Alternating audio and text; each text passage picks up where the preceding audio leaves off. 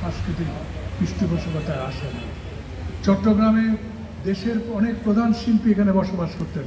কাইয়ুম ভাই কেন এখানে আছে আমি আর জানি না, উনিও হয়তো শেষ পর্যন্ত থাকবেন কিনা আমি সেটাও বলতে পারি না। এখানে মুর্তজা বশিরের মতো লোক ছিল, কল্পনা করা যায় না।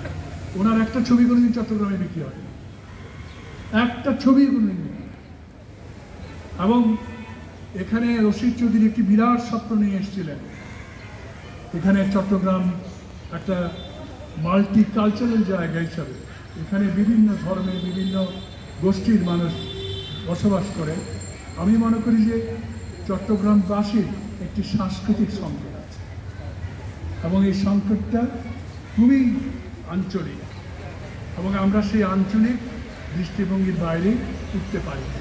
যে কারণে আমার কাছে মনে হয় যে এখানে কোনো কিছু যখন আপনারা করবেন তখন এটার একটা সামগ্রিক রূপ দেওয়া চেষ্টা করাটা খুবই জরুরি।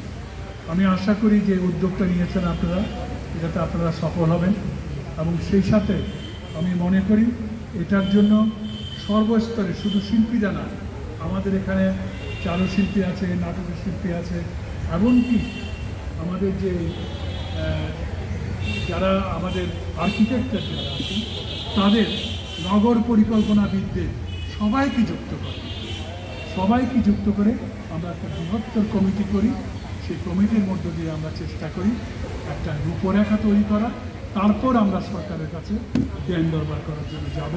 কারণ এমনি একটা কাগজ নিয়ে গেলে সরকার আমাদেরকে কোনো মূল্য দেয়।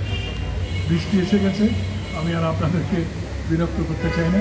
আপনারা এই প্রতিকূল অবস্থায়ও এখানে সবাই এসেছেন, আপনাদেরকে এই ঐক্য পরিষদের পক্ষ থেকে আমি সবাইকে ধন্যবাদ।